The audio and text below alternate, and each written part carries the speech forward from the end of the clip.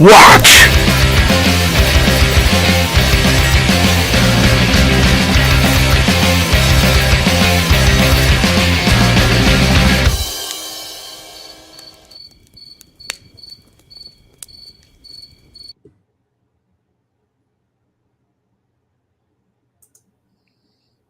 All right, welcome back to your viewers and fellow watchmen. I hope everyone's week has been good. We are here. It's Friday night for the second watch. Going to be joined with not just Gary tonight, but our buddy Brian, DM Cloaker. Thanks for coming in, man. Hey, good evening, brothers.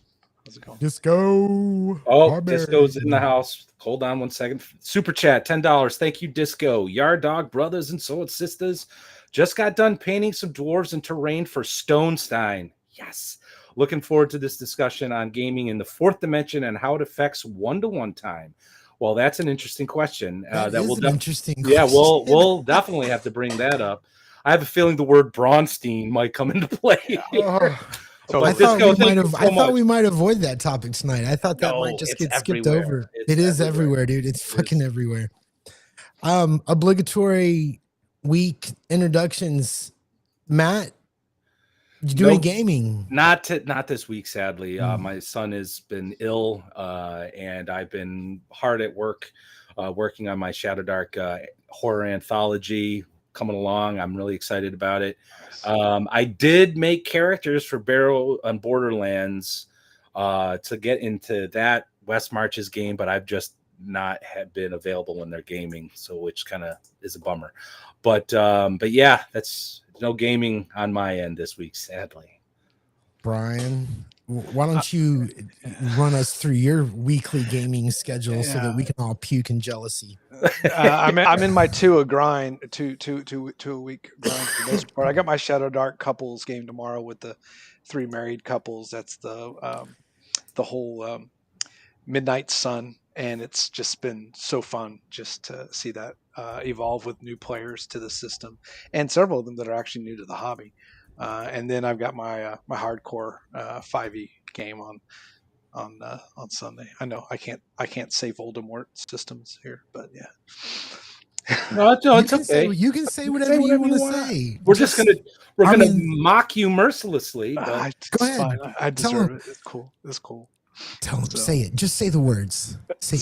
But I will say this. I it's so funny you mentioned Braunstein earlier. I was having a conversation actually with one of my 5e games in preparation for Sunday session, which probably about half the session is going to revolve around downtime, and it is going to be very much segmented in anywhere between 5 to 10 minute turns.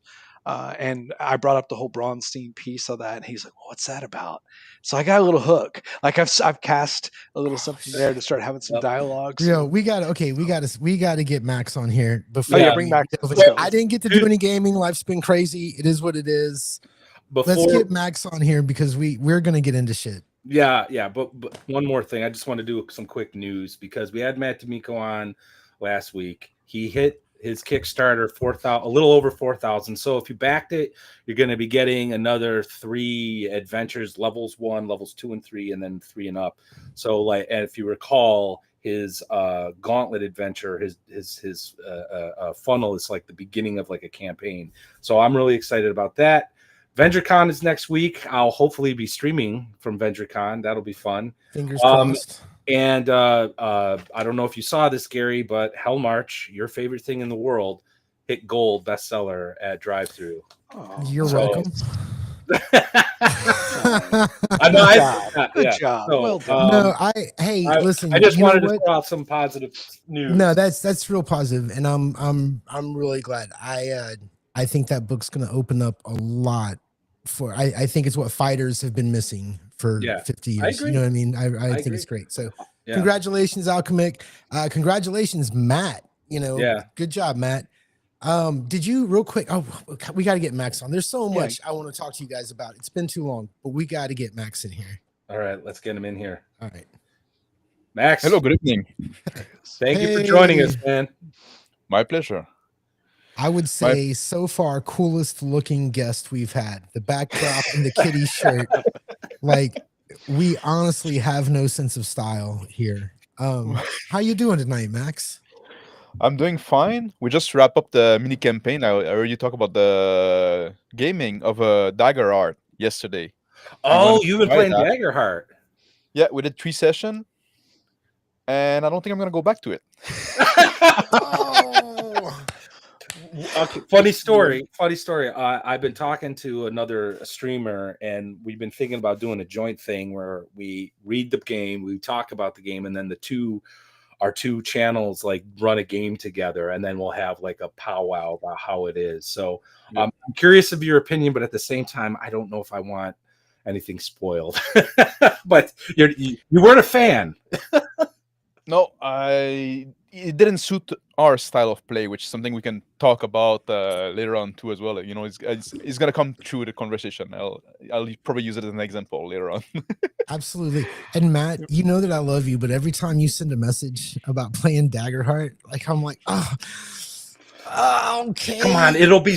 Come on. No, I'm gonna do it. I'm gonna do it, and I'm gonna go into it with an open mind, and I'm gonna do everything I usually do to try to have fun. You know, I want to have fun, right? That's Yeah. It's what I do. I just, I don't feel good about it. That's all. But I think I think it's good to try a different game, right? And give it a chance, right? And then you can figure out if you like it or not and why and stuff like that. Like just outside of like the creator and the art and whatever, right? Like the actual mechanic, the actual system, right? That's what we're trying to evaluate. Sure. Yeah. Well, I've said this before on my channel when I first started doing my channel years ago. There's games out there that have not great layout, not great art, but the mechanics are sound and it's a lot of fun to play. And then conversely, you'll have games that have like massive production value, quality. So you're paying like $79 for the friggin' book.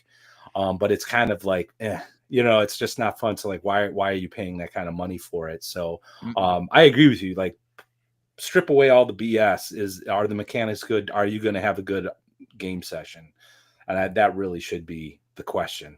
Not well, and there's so much more with RPGs. There's so much more to factor in, because I think there are games that are fun for players that may not be fun for the game master. I think there are games that are, really great for the game master because they're easy, but they don't offer players enough. So a role play, and if you don't have good art, I'm not giving you money. There's a lot of things that, that go into a good product. So I know you shake your head every time, but it's I'm superficial. I don't care, dude. No, I don't have a problem. This is going to go down a road. I don't have a problem with art. It's early. Do we want I to go know. down the road? But I just think people put a little too much emphasis on it. The whole purpose of art is just to get you to pick up the book and open it up, and then you're there for the words. That's all I'm going to say. So 4D role playing. Just moving right past. Mr. Max, I watched a couple of videos. I had seen you on other podcasts, but I don't think y'all were talking about 4D role playing. And then when me and Matt started thinking about doing this show, your name came up. You said, yeah, I think this 4D role playing is really interesting. And I was like, what's that? And I watched a couple of videos, and I think I have a decent idea of it. But could you give us just a quick, like, for people who have never heard of it, what is 4D role playing?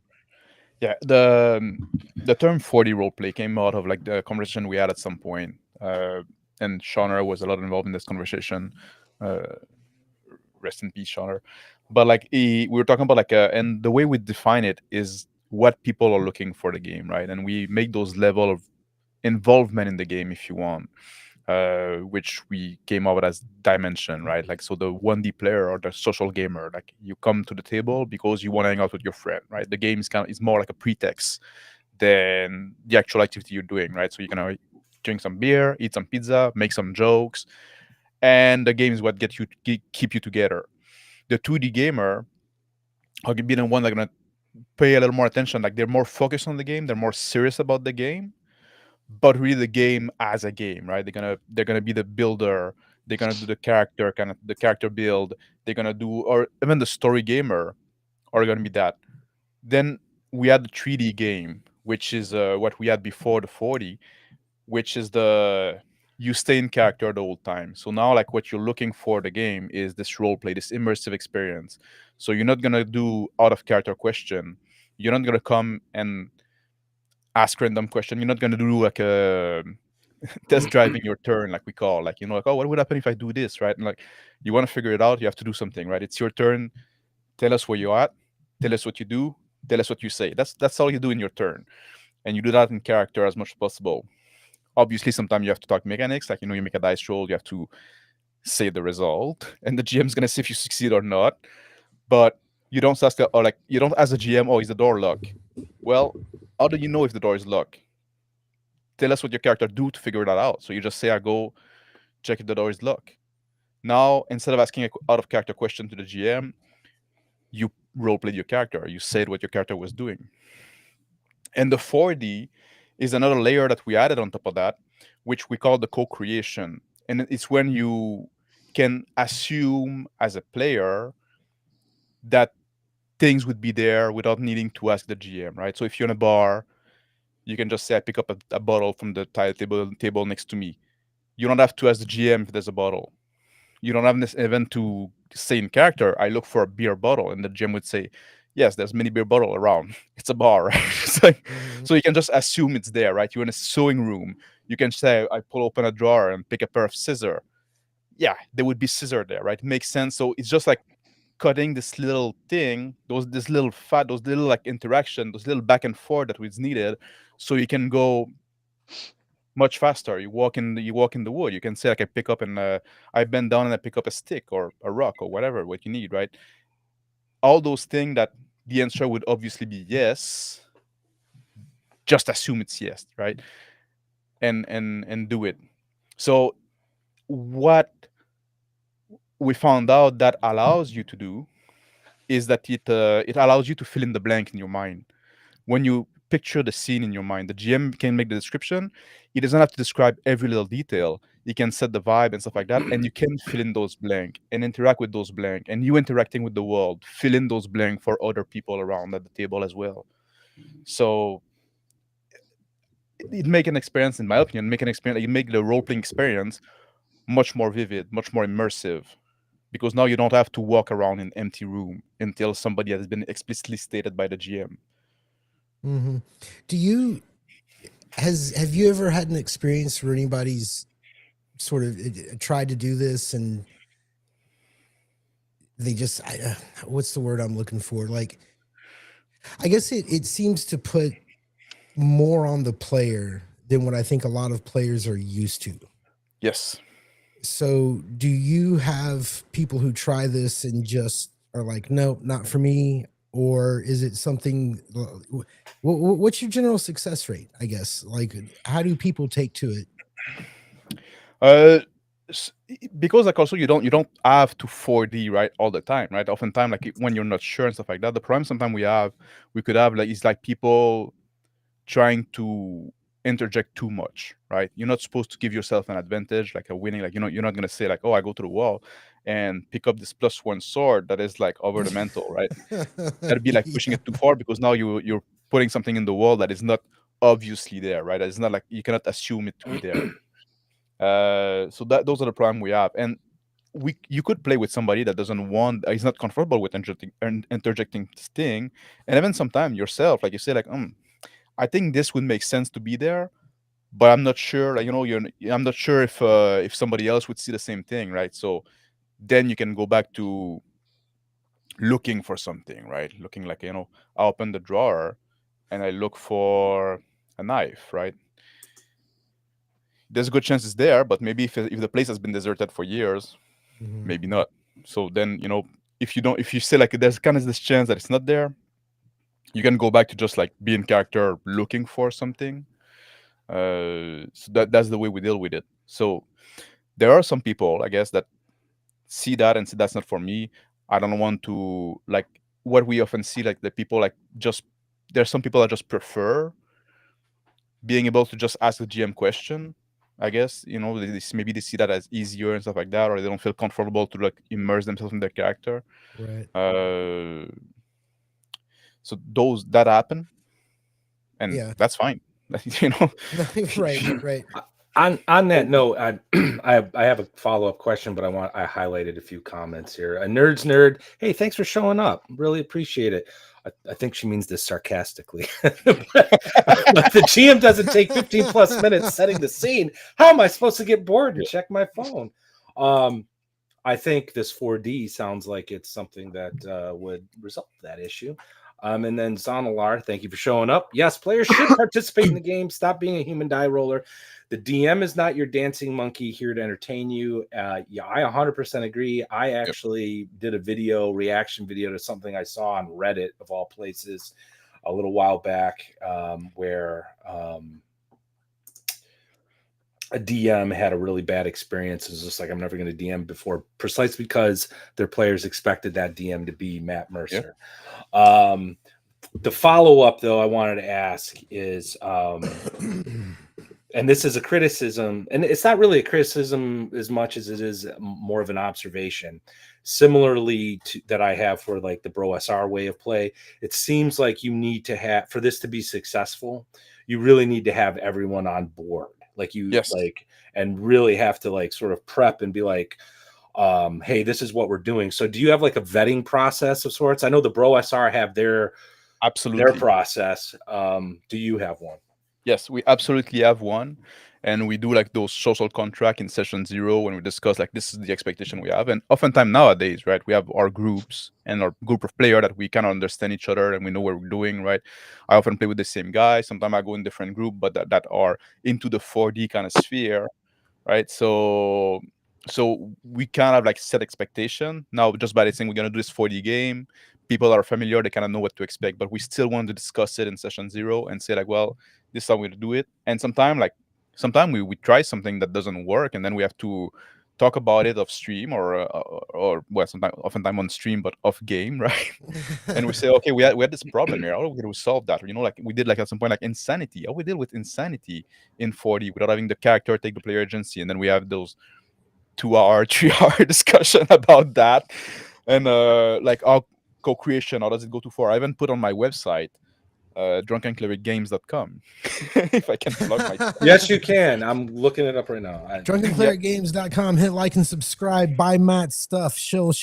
Go. I'm not selling anything. It's all free. But if you go in the tools section, I have like a Matt. Yeah, I'm always shilling.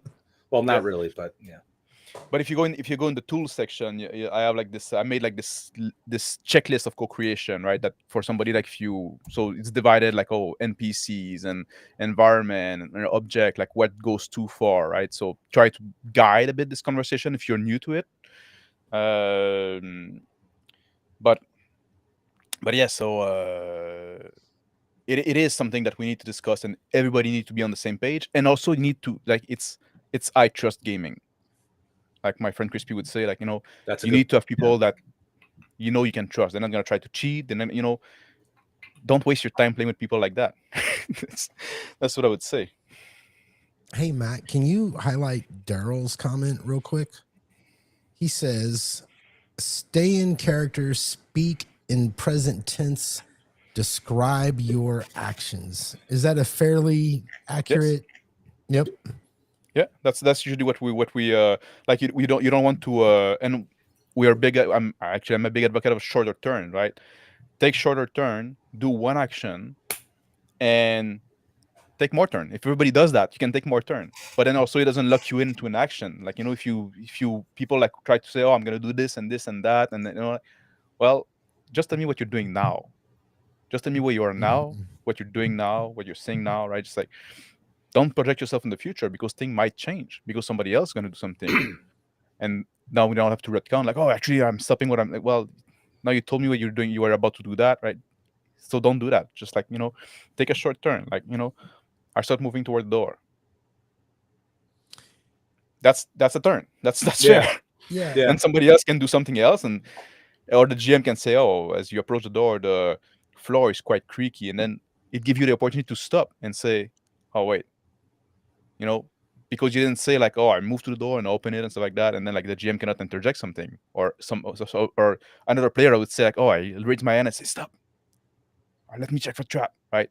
If you went too far ahead, you cut all those opportunity, or we have to retcon or interrupt and stuff like that. So which taking happens like all the time when you're playing a game. I've noticed because people are like you said, sort of telegraphing yeah, their entire thing, and I wonder if that's more of a function of the game side of things because they're thinking in terms of, oh, I have a move action and an yes, action, then I have this bonus action and yeah. then this reaction. It So is like people try to take like those optimal turn, right? And that's something also like what I'm looking like. I'm not looking at role playing game like I'm playing a board game. I'm not there to win the game, so I don't care taking suboptimal turn because what I'm trying to do, what's optimal for me, is being immersed in my character because that's the goal. That's why I engage with the hobby. I want to feel like I was in this situation. I was this person. Like I want to feel the emotion that this guy would feel in this moment, right? Like I want my emotional state to be aligned to some extent. It's not one to one, obviously, because I'm not insane quite that to that level. but Right. but I want my emotional state to be aligned to the one of the character because I'm so immersed, right? I want to feel like almost like I was there. I was that guy, right? Which is not me. I'm hijacking my own mindset with the mindset of this character. So that's the goal I'm looking for in when I'm engaged in role playing game. That's why I choose to engage in this hobby rather than playing Gloomhaven or Decent or whatever. It's like those other game, those board game, or going to play a video game. I get something that I cannot get somewhere else easily or at all. So that's why I want to lean into. But yeah, a lot of modern game, especially, I guess, they give you like this action economy kind of thing, where now you feel kind of obligated that I want to do this optimal turn because I need to beat this game. I need to win, right? Like for me, the winning condition is like being immersed. I think that's a good way to put it. Gary, sorry, I just want to real quick follow up on something he said here. Because you were talking about something about feeling what your character feels, and it's not one to one because that'd be crazy. And that's something I've been kind of struggling with. Not struggling with, what's the word? I find as a challenge because as an amateur game designer and writer, I'm really into horror. How do Yeah. you get your character, your not your characters, your players to feel scared at the table? Because they're not in the haunted house. They're not actually seeing Jason Voorhees with that machete hacking down at them. They're sitting at the table with their Mountain Dew and their Cheetos and their beer and their pizza, whatever. So how do you do that? And there's, I think it's a real challenge for game designers to try to like have a player to feel that level, not some anxiety that kind of mirrors what their character would be feeling. And I think very few games can actually pull it off. Mm-hmm. My question to you is, when you're thinking about a campaign to put together for your 4D buddies, when you're going to do this 4D thing, how much does system matter? Are you like looking for something in particular? Yes, we look for system that get out of the way right now. Like we like TPS, the Total Party Skill System by King Wespinator, which is on YouTube. Oh, I Yeah. know that guy. Yeah. Okay. Yes, and we like Easy D6 System by DM Scotty, which is also on YouTube, right? This has been kind of like our go-to lately. Really like that system. It gives you choice, but the system, like you have thing you can do, but the system gets out of the way. Like there's this cognitive load, right? Like, and that's the thing. The reason I didn't like Dagger Art, right? And I can talk a bit more about it now that I can explain what I'm looking for, because the system is kind of complicated. You have all those power, those button you can push, those things you can activate, and the games come with cards, right? That you can like swap the card during a rest and have those different power, and they're quite involved, right? And so I'm always like I'm trying to see the world through the eyes of my character, but I'm always have to be pulled back. That's a nice kitty. I always have to be pulled back here to look at my character sheet and read what's going on. And now, like, and because I have like all those options that are somewhat complicated, those power I can activate. Now, like when it's my buddy's turn, I'm no longer listening to what they're doing and trying to fill in this and keep the movie in my head going, because I have to focus on reading this rule again to see if I can actually use it my next turn. I'm getting ready for my next turn, so the action can. But that break my immersion. That pulled me back too much. I'm also not a big fan of like those battle map, because then I'm no longer seeing the world to the eyes of my character. I'm seeing from up high, uh, like in third person, basically, right? and I got too much information too. Like people say, oh, but now you can exactly know where everybody is. I say, yeah, but in combat, it's supposed to be a scrum. Thing is supposed to move. Thing is supposed to be chaotic. So for me, like not having perfect information when you do theater of the mind, that's a feature, not a bug, right? It's not a detriment. That's it. So yeah, so those are a consideration that we have. Like, and I'm working on my own system called Bastard Sword. And it is a crunchier system because that's, I'm approaching this design trying to solve this issue. Could we have a crunchier game that would encourage roleplay instead of getting in the way of it?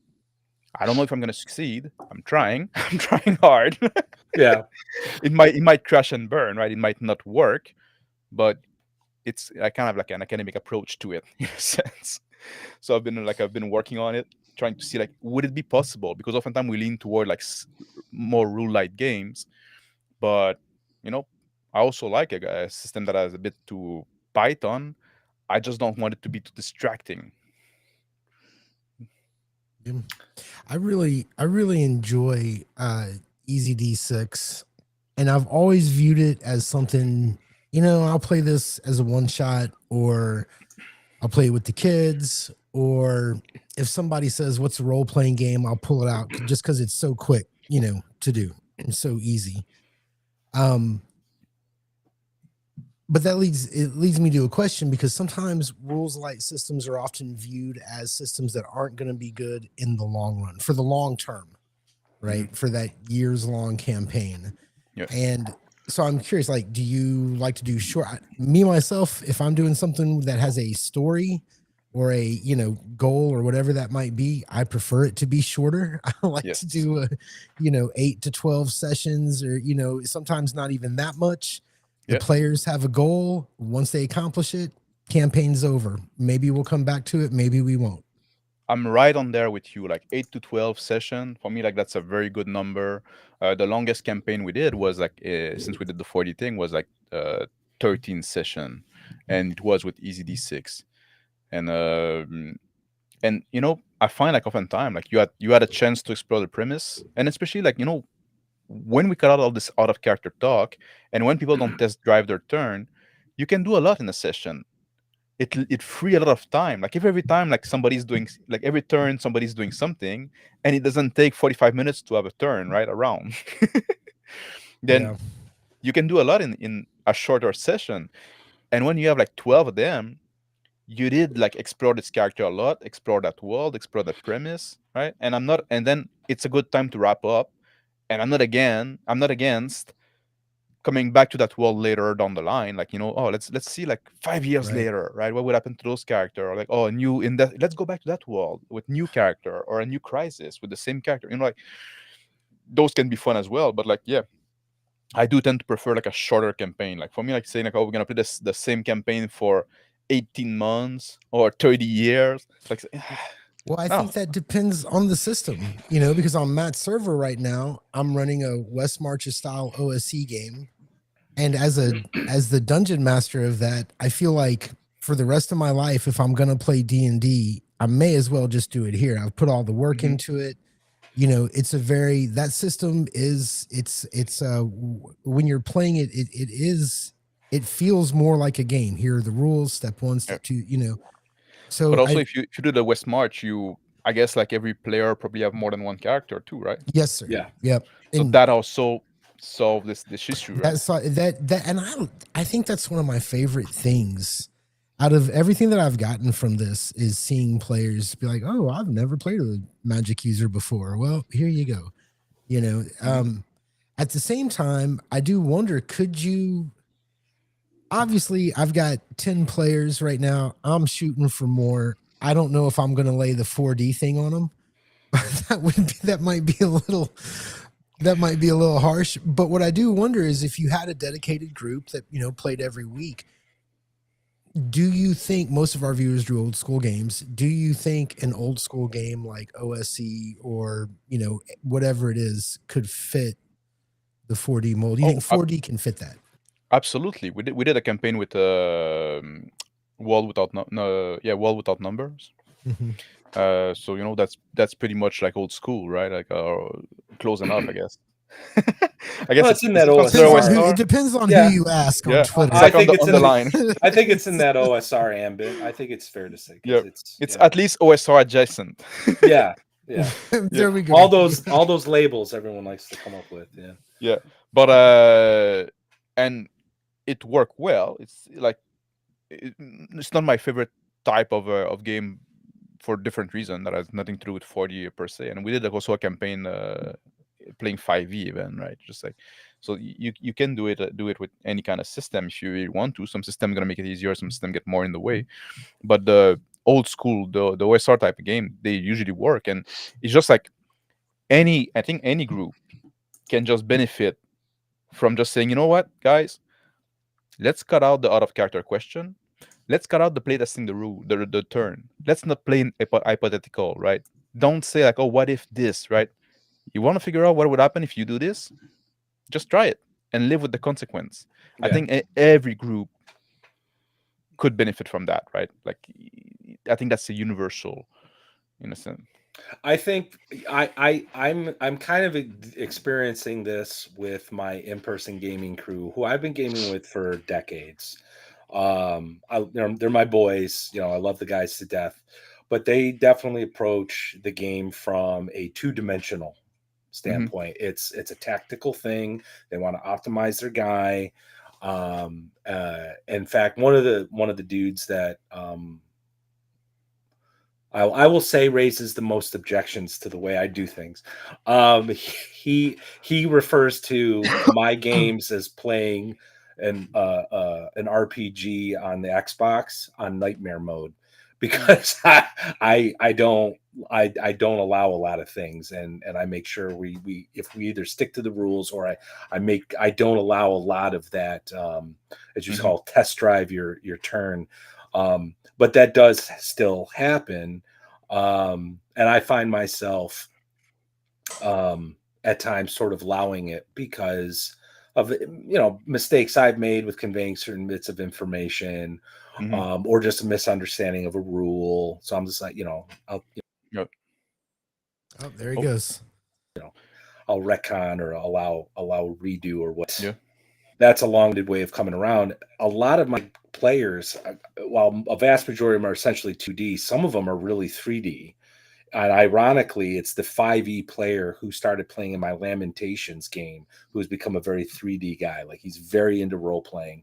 He's the only one taking advantage of downtime right now. He's making some moves, and it's awesome. Do you find, when you first started doing this, a mix of player types at the table?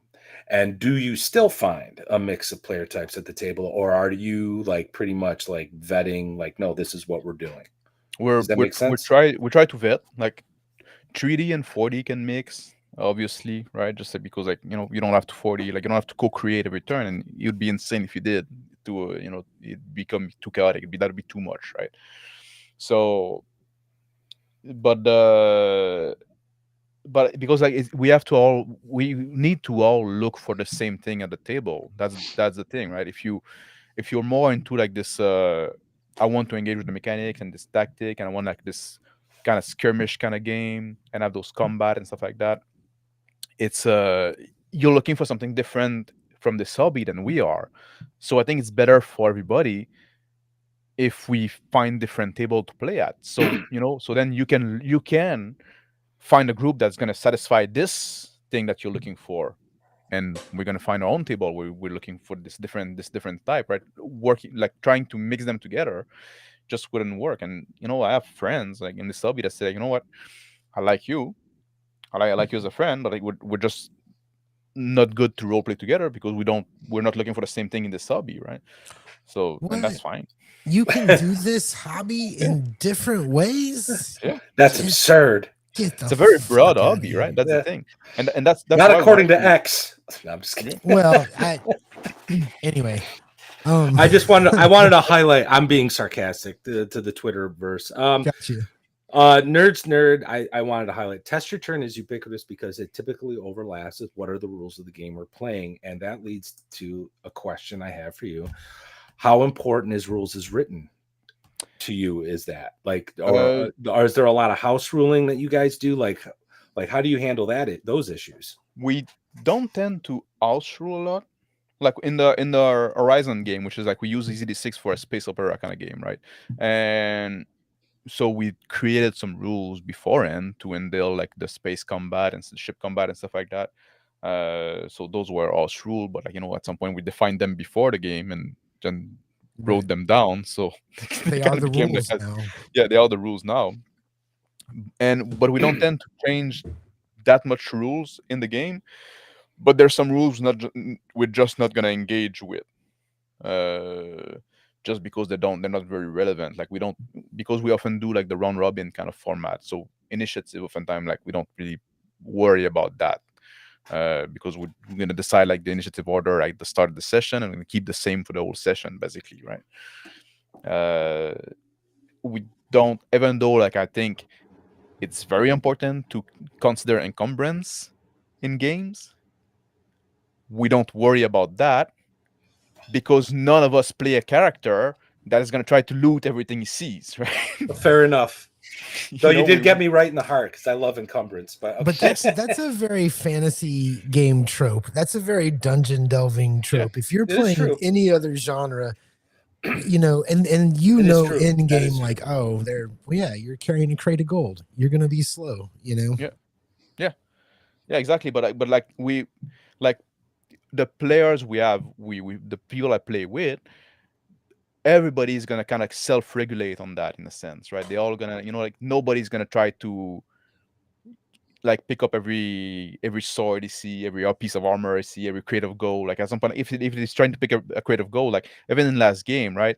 There's those chain made of a magical material that are very valuable, and nobody has to talk about the weight and stuff like that. It's just like the GM mentioned, like they were big and heavy, right? Holding a dragon, but the player in itself would role play it as, well, I'm trying to drag them down, I'm trying to weight them, and I'm trying to pull them, and it's become a challenge. If nobody else go and help, he might just say, well, no, I'm leaving them back because or we need to go and come back with help to find them, right? So that's why I'm saying I think it's important to consider encumbrance, and I think it's good when games have rules for that. But I think the rules are kind of for edge cases, and that oftentimes like just the player role playing, being in the mindset of the character and seeing the world. And I often say like the number one priority of the GM is to preserve the verisimilitude of the world, and the number one priority of the player is to depict a believable and consistent character. That's usually the way I see it. And and encumbrance like is the kind of thing that run into that, right? Like, why would you like, you try to play a person that act like a person would act. That's interesting. Before the stream, we were talking about how how you categorize the game, and which, by the way, I agree with. I watched the 4D video you did a little while back, and you broke it down. And I completely agree with it. Like every time I saw each dimension mentioned, I'm like, oh, I know exactly what you're talking about. Like I really think what your categorization scheme corresponds with reality, but we were talking about like what you're doing kind of solves problems on the other side of the scale, like what the Bro SR are doing, where they're leaning more in the game, you're on the role play. Oh crap, where was I going with this? Encumbrance. I know I missed the train of thought. Just like, well, can I? Well, go ahead. Quick. It'll come back to me. How important is it? Because I see a little bit on this from Table Runner Crispy. How important is it that your players know the rules before the game? A lot of times in role-playing games, the DM just like, I'll explain it as we go, and then the new players kind of learn. We demand rule mastery. That's it's very important for us that the rules, at least the rules that are relevant to your character, right? You don't need to know necessarily every spell. Although that's something also when we play 5e, that's a hiccup that we saw with the spells, because oftentimes the way that the spells work in 5e, you cast a spell and you can try to make it descriptive and make it in character the way and to have people understand, right? But then the target of the spell have to make a roll or something like that, and now like you kind of have to explain the mechanic, like, and that's maybe a design thing that I would consider now if I were like when I'm designing my own game, right? Just like, you know what, you cast Entangle, and I can describe that just as my character, like in character, and describe the vine coming and wrapping around. But now I have to tell you that you cannot move unless you make a strength saving throw, right? So it gave like it's my spell, but you have to know how it works.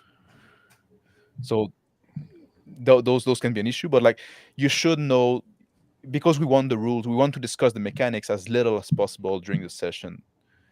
So you should come and knowing your mechanics, knowing the rules. I will say one of the, and I'll finish up right here. I think one of the most fun, I will call it a story game that I ever played. We probably spent that first session. We had a practice combat. We had a practice starship fight. We did a practice social encounter. And when we actually started playing the game for a crunchy-ish game, it went really smooth. So I think that's something people should, maybe that should be like part of the session 0, you know. You know, like I was like Chris Table Runner Crispy was doing like he does those review of game. It's called like unsolicited advice. When you look at them, regular game, but you look at them like from like 40 perspective and say like what we would have done different, how we would have handled the situation. And sometimes you look at those game, and it's like session 140 of this campaign, and then like in the middle of the game, a player is gonna ask about the rules, about like, did this how does this work again? Like, man, it's fucking session 140. Like, when are you gonna learn the rules? You know, you're showing up to this game. Like, stop wasting everybody's time, right? Like, it's kind of common decency. In what other hobby would you say that? Like, imagine like you go play with soccer with some friend, and then somebody like said, "Oh wait, am I allowed to use my hand if I in this situation?" Like, well, man, like at some point you should know kind of like you play basketball, like, oh, how long I'm supposed to stay in the, you know kind of the rules of what you're doing. I don't know, it's like for me it's insane sometimes to see like people in this hobby, the way that they, and a lot of people are going to play like 8 hour a week and say like, if you're going to play that much, put some effort into it. You wouldn't see that in like, you play in a band with some friend, right? You would expect people also to learn to play their instrument and to learn the song, and get ready and stuff like that. You wouldn't expect just to come to the. You do know Gary is a professional musician, so you just tugged on the right string, no pun intended. Bro, and you better know them songs before you get there. Don't ask me what key we're playing in. Oh my God, dude. It drives me crazy. No, I agree with you. I agree with you very much. And here's the thing. I feel like we consider players who know the rules to be high investment players, right? But I don't.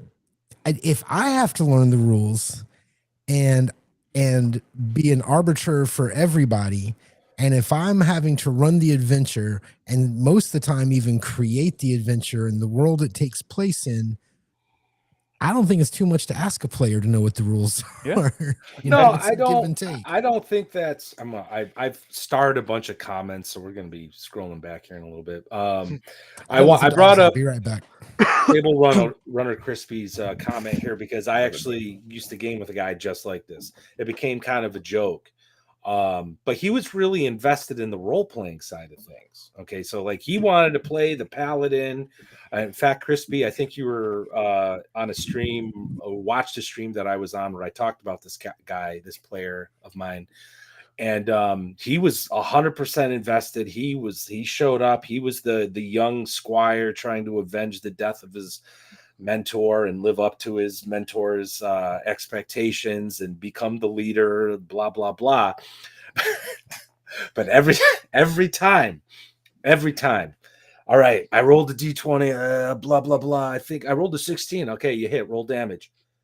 How much damage does a two-handed sword do again? Christ, Craig, it's 2d6, man. It's 2d6. That was constant. It's constant. I'm not as annoyed by that. And this is where I tend to disagree with some of the position that like you're taking. Not in a strong disagreement, because you're right. If I'm putting time in investing time in. I am expecting my players to do the same. Mm. Okay. But I think a lot of the conversations that we have here online, in this community, what the YouTube channels and all the Discord channels and all these people who know each other, we're game masters who are like 100% invested in this hobby, and so we're talking, I think, from more of an ivory tower sort of position. And so I try to approach things very pragmatically. I'm in the muck with like your casual gamer who does like to role play a little bit on the weekends with his buddies. So I always try to think in terms of these are my friends showing up at the table. Yep. And I'm willing to let certain things slide for the sake of my friendship and the fun that we're actually having. Because even though my buddy Craig could never remember how much damage his Holy Avenger did, you know what? We had a blast with this character. You know what I mean? Yeah. I know I can tell you right now, I'm doing a 1-to-1 time thing with Gods of the Forbidden North. Like I said, one out of my 5 players is really grasping like what he could be doing, what they could be doing with their characters, like developing them and setting up plots and schemes. And I've just resigned myself to, well, they're going to reap the whirlwind of consequence when they've just been sitting around the bar for the past month while player A has been, building a thieves guild essentially. You know what I mean?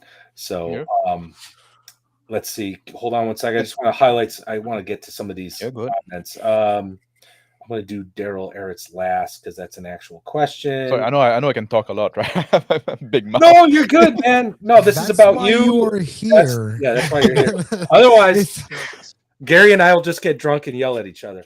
No. We'll yell at each other for the first hour, then we'll turn on Brian. Yeah, start yelling at him until midnight. He's been quiet. He's been very quiet. I was going to say, Brian, this is you. You are the role player of our little trio of friends. We like to joke that, in my ancestry, I have a certain percentage of dirty story gamer in there.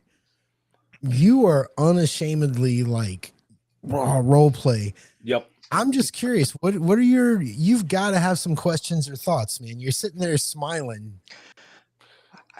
What am I, 45 minutes in without saying? Yeah. I know, bro. I know. All right. Well, there's my reasons. I have reasons. First off, I just like hearing Max talk. I don't know. I just like hearing that guy talk because it just makes you want to role play. Because voices are a very big part. It is a big part of both the hobby as itself, the voices, but then also being able to command attention at the table, which is a very important intrinsic part of facilitating the experience. And if you want to snap players to attention, being able to draw them in, not necessarily through a performative, but in terms of presence. And that really does help manufacture the environment. It's also really intriguing to see what is being so wonderfully now defined with some tangible behaviors, right? In this 4D concept of something that, 35 years ago in 1990 Ravenloft, this was my foundations. This is where I really started with it. Points whenever we talk about this style of play, right? It can be very insular if it's not necessarily. I know there's something about vetting, and you have to have the right group, and that's maybe true to a point. But there's also a certain, I don't want to say responsibility, but a gift that we have as game masters, where we can go from curation to cultivation. We can find that sometimes at the table.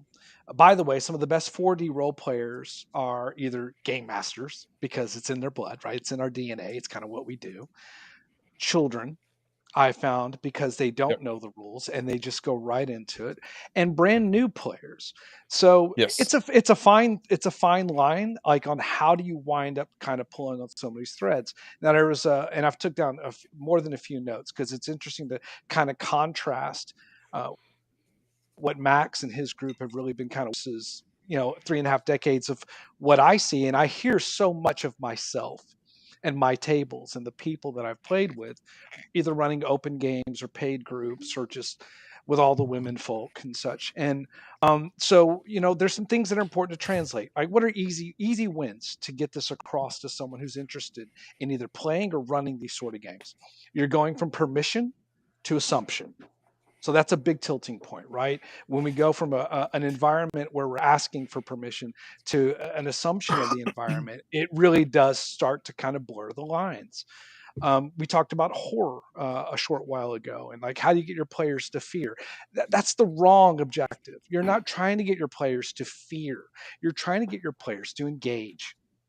Having run Ravenloft for so long, like, yeah, sure, there's mechanics for all this stuff, but to Max's point, these are the very things that take people out. And when you're talking about the fear of lost economy, all right, whenever we have people that are wanting and they go down the weeds of economy, start thinking about your turn, not about the economy lost, but about the experience you're trying to gain. And we can sometimes convey this through things like, what would you be doing in this panel of the comic book?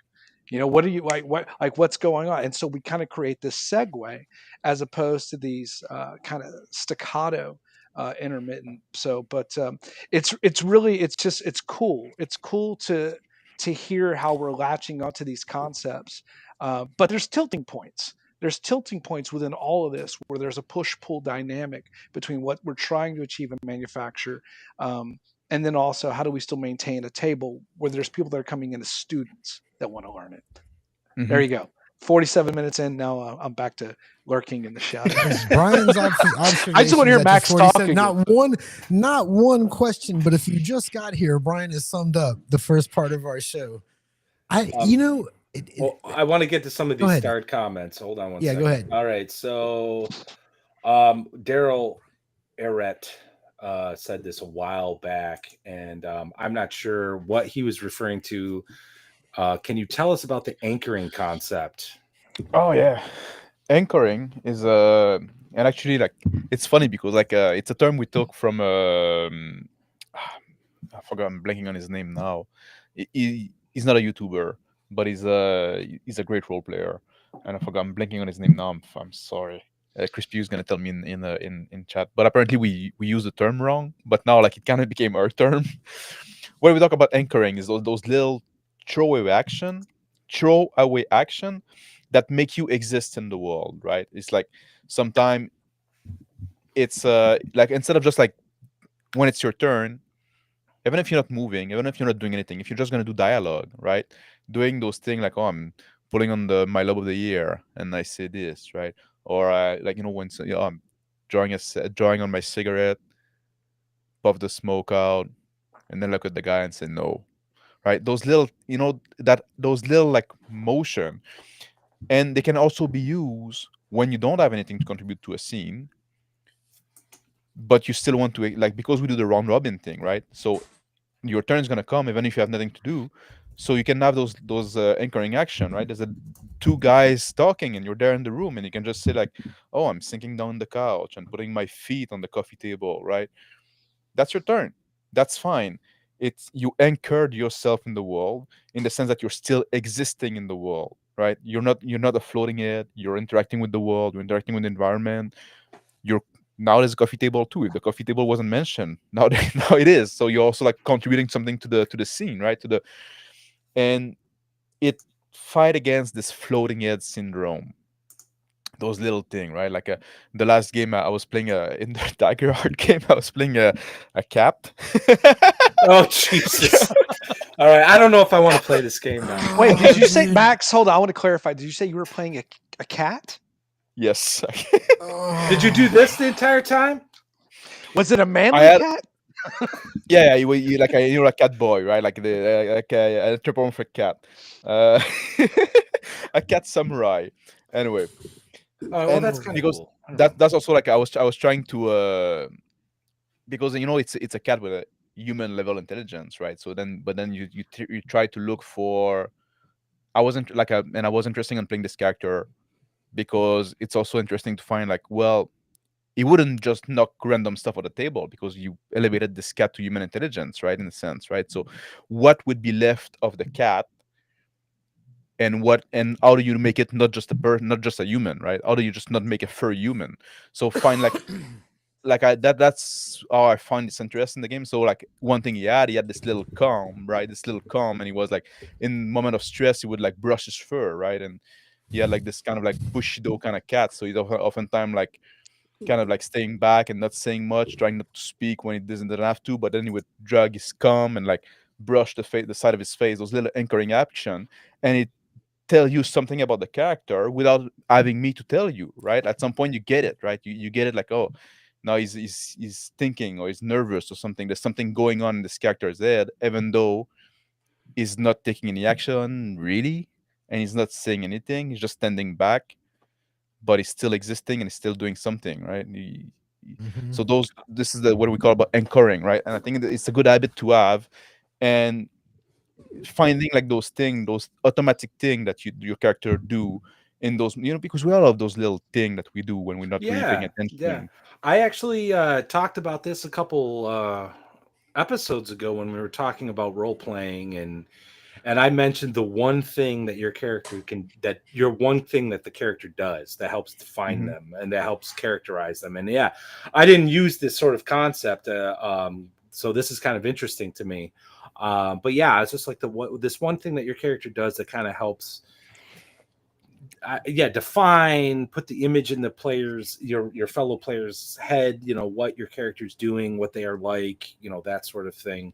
And I think for like the casual role player, the 3D or even the 2D, hell, the 1D guys who occasionally want to say something cool. I mean, I think that can do a lot to enhance the immersion because you're more than just a set of numbers on Yeah, a piece of paper. You're someone that has like a tick, someone who yeah, has a mannerism, someone who has some sort of foible or quirk, and and what and you I say think that like goes a long way.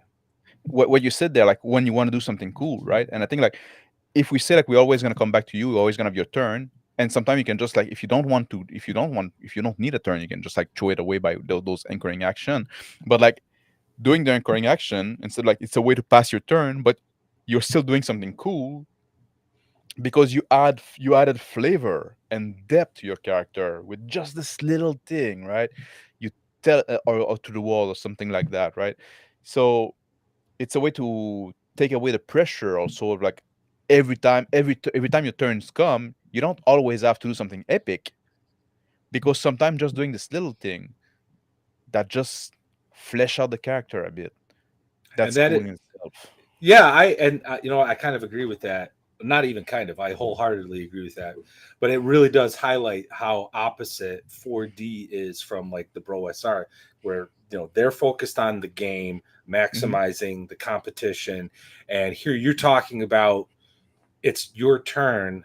Yeah, I'm essentially not acting from the perspective of the rules of the game. You're passing, but you're yeah, contributing something from a role playing perspective, and that shared space, this like thing that we're conjuring in front of together, this whatever you want to call it, this fantasy, you are still contributing, yeah. and that maybe it's more profound, maybe it's better than And maximizing your character's points we and doing something.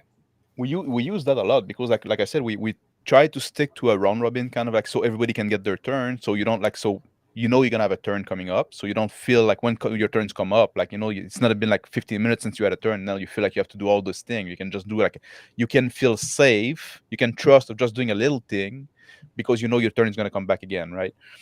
But so it allows us, like those anchoring action allow us to do that, but we also push it like further, in a sense that because sometimes we're going to break the round robin if a player or npc directly like call out to somebody else, right? Like if Gary's character was directly talking to Brian's character, then it's fair that Brian can reply right away and I'm kind of being skipped over. But we say we're Mm-hmm. going to try not to drag that too long. So we can do like two back and forth. Then we're gonna do a round robin, and me there in the middle. If I'm okay with this interaction to keep going, that's where I just do an anchoring action and skipping my turn. In a sense, it's me saying like, I'm good standing back. You can just keep your conversation between you two, right? So we use that also as like signal that we send each other. If we want to do a time skip, right? We're all setting up for the camp before sleeping because we don't want the GM to take away the player agency and just suddenly say, okay, let's skip to the morning. Well, wait. I wanted to still do something before going to bed, right? Like, we don't want that. So what we do, we like at some point, like when you were done with the evening, you at the camp and stuff like that, you do this anchoring action that it's gonna take a while or is indicating that I don't have anything meaningful to do anymore. And once we want a whole round with everybody just doing those anchoring action, then the GM understand, okay, this scene is done, we can move on, right? So we use that also like as a way to communicate between ourselves. Like we get it, right? It takes some practice and it takes some, but it avoid like, think about it like a movie. Like when you see like, oh, now like I'm tucking myself into my bedroll and this other guy is just like I'm just looking at the ember dying off in the fire. I understand that you're not trying to do anything else, right? You're done. Like you're done what you have. You're done with this scene. You don't have anything more to contribute to this scene. Everybody does something like that. I'm just chewing slowly on jerky machine, like, there you go. Like you're done doing what you have to do. So then the GM can feel safe to say, all right. Yeah, it's Fire it's dies funny. out. It's funny because you were talking earlier about how you avoid asking those questions as a player, right? Can I do this and Mhm. what's this? On the flip side, at that point, the game master doesn't have to ask, "Are you guys doing anything else?" He already Yes, exactly. knows. That's Exactly. that's awesome. We have a lot more to talk about because we have another hour. I'm just going to take a quick moment to tell everybody, please hit like and subscribe. If you're on Rumble, hit follow. We'd love to promote this channel further. I mean, we bypassed the 1,000 mark on YouTube and Rumble. Thank I've kind of you. yes, thank you everybody. Rumble, Yeah. I've kind of Thank you. neglected. I'm not even over 100. I don't even know where I'm at on Rumble. That's how much I've neglected it. So please hit follow. But I wanted to say, there's a couple game systems I'm interested in that I think 4D would be awesome for, and that's a lot of the free league stuff. And I've been thinking about and to be honest, hemming and hawing because I'm a little nervous about trying it. But I really would love to do a Vossen game using like a 4D style system where we're just getting into that freaking like Cthulhu-esque. Well, it's not Cthulhu with Vossen, but it's the same kind of idea. These like otherworldly horrors that you don't fully understand. I think that would be great, and I'm 100% sold at this point. Matthew, it's funny Go ahead. that you bring up Free League from our North Texas run of games, and it's interesting because I know y'all had Matt on last week, and we were talking through like the system, the jousting game that we did, that very first game that Gary came in and rolled incredible and like totally swept, and so like that's like a 1D. That was a 1D experience because we were really honed in and focused on learning that particular mechanics, and it has its own charm. And it's so funny because when you're talking about Free League, I don't know if y'all remember, but as we went through our different games, I took different approaches, and I was 4D to the gills, if y'all remember, during that Walking Dead session. Yes, that you Rob were. ran. That's why I wanted you on tonight. And it's funny because it kind of goes back to one of those things where you almost have to figure out, well, are you saying to everyone, do we curate all this and try to create this magical group? And I'll tell you, it is probably like forming a band. It's probably very hard sometimes to get all those people there. And even when you do, it can become lonely because now you've only got just this small group. And so like when you're curate some of those, and you might have different styles at the table, and as a game master, well, what can you do? And Max brings up just the brilliant concept that they've been experimenting with here, which is this anchoring concept. And what's great about anchoring is that it does give players something that they can put in as their own natural narrative economy to stay in the moment. Then there's also kind of like that handoff to another character. When you start seeing those behaviors at the table, when you see players that might not have anything to offer, nothing to do, they might be okay with just time passing. But then they say, well, I go to so and so, or I wonder what so and so's thinking about, and they start to kind of really glue it all together, regardless of the DM's facilitation. And I did have one area. I do want to say this, not as a point of contention, but I do believe that the level of the 4D achievement at the table does not have to be directly related to the level of participation at everyone at the table. It does, however, go back to Crispy's point earlier in the chat, which is the level of proficiency with the system.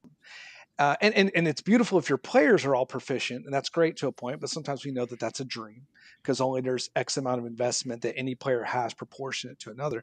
But the game master, the person that's running it, you've got to be system proficient so that you can kind of glue these different approaches, because one person's interpretation of 4D, one person's definition was kind of like the OSR. Like, we got 5 different definitions probably to some degree, but we kind of know what it feels like. Like, we know it when we see it, like we know when we're in the moment. So and that's like the always on initiative or the rotation, where that helps players get an idea that I'm up, I'm coming up. There's barriers sometimes with the interrupts, and I'm interested to hear Max's take whenever you're trying to continue and have that arena feel that we're all in the arena. The nature of interruption, usually it's mechanical. Sometimes it's players trying to grab a little bit more spotlight maybe than normal. What do you see sometimes, Matt, as some of the biggest obstacles or derailers in what you guys have been For me, like, the biggest derailer is that we have this concept we call, like, I call turnflation. It's like when somebody, like, it's love it. turn inflation, basically. It's when somebody, like, try to do too much in a turn. Like, sometimes, like, you took a short turn, you did, like, because, like, like I said, if you take a short turn and you can trust that I'm gonna have another turn soon, but like that somebody else, like, did all those things during his turn, then you feel like, well, now, like, okay, my character has been, like, doing, like, oh, I was just, like, looking at the wall, right? That's the action I did on my turn. And then, like, you went down the hallway and you kicked down the door, right? Now come back my turn, right? I need to fill in all this time with my character while you were doing that. Like, obviously I would have reacted to that, like you going down and kicking down the door, right?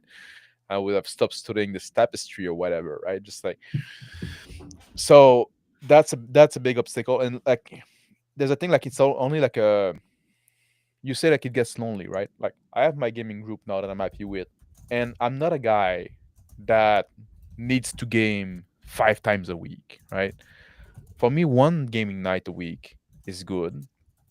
Sometime I'm gonna do, like, a one shot here and there, like, so I might, like, 1 or 2 game night a week. For me, that's good, right? I'm retired, which means I'm very busy. I have other hobby I want to pursue as well. Like, I'm not, and also, like, sometimes I'd rather do something else than have, like, a bad gaming session, right? Like, it's not my only thing that I'm interested in. So there's this thing as well. So I'm okay with this group I have, but sometimes we bring new player in, and there's always also this getting used to each other's style. And I do a lot of those, like, pregnant pause, apparently. It's a speech pattern I have, a bit of a flaw. I don't think so. People have to kind of get what? It draws interest, and I get what you're talking about with it, because when you have that brief moment, you're letting the moment breathe, and it gives people time to reflect. And in these games, which so much of them are verbal, there's this relay of information, and it takes a little time to land. And the turnflation, by the way, great phrase, absolutely love it. I'd be interested to hear what techniques you've seen from the GMs in your group or yourself that you kind of find a way to kind of trim that down. How do you address that in game so as to still maintain the momentum? Is there any techniques that you found effective? That's interesting. So far what we've been doing, like, I wish we'd have a way to do it in game, because so far what we've been doing, or sometimes, like, I'm gonna, aggressively have a short turn, right? Like, like, if the guy's, like, start but I shouldn't do that. That's, like, sometimes, like, when I get you can do it. You can do it. When I get annoyed, what that looks like. That sounds awesome. When I get annoyed, like, maybe I did that in last night's session where, like, I'm like, we're in like this cave with those crystals on the wall, and I'm just like, go and look at the crystal, right? And then the players start moving down the corridor and stuff like that, and do those things, and like they start interacting, and come back my turn and say, well, I'm still hanging back there. You know, like so because like, well, you move all this thing and like, you did so much while I was just like doing the small action. So okay, you left me behind basically, right? So kind of stating that, but I don't think that's the best way to do it. Great idea. I don't know. It's a bit like a passive aggressive in a sense, which I but to don't an experienced like doing. player, I think it would get it across. I think that's a great technique. But usually what we do, we just talk about it at the end of the session. We always keep like a 20-minute, half an hour when discuss like, okay, what did we do, you know? And so we try to improve it ourselves and get better for the next session. That's something we like. And also like oftentimes before the game, we often talk about like, you know, what we should work on this session, what we should try to improve that we were lacking last time, or what we're not satisfied, right? Because we also have like this experimental approach to it. Real quick, I want to say you said, you know, oh, I shouldn't do that. And bro, I'm not gonna lie, and I've mentioned this a few times. There's a couple times I've been like driving to a game session, or I was about to play, you know, people are getting online, and about 30 minutes before the game, it just hits me. It's like, someone needs to die tonight. Like it just I don't, you know, they're just, and it's not like I'm gonna rig the rules or anything like that, but every once in a while it's just like, these guys need to get tested hard. You know, they really need the shit kicked out of them. Maybe I shouldn't do that. I don't know. I don't know if you shouldn't feel bad or if I should change my behavior.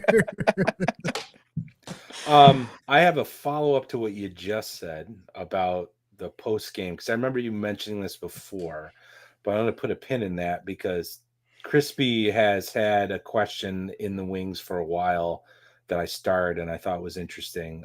So it's going back a little ways. How does healing and death work? How will we resolve character abilities while staying in character? Yeah. That's something we often discuss in session 0 and stuff like that.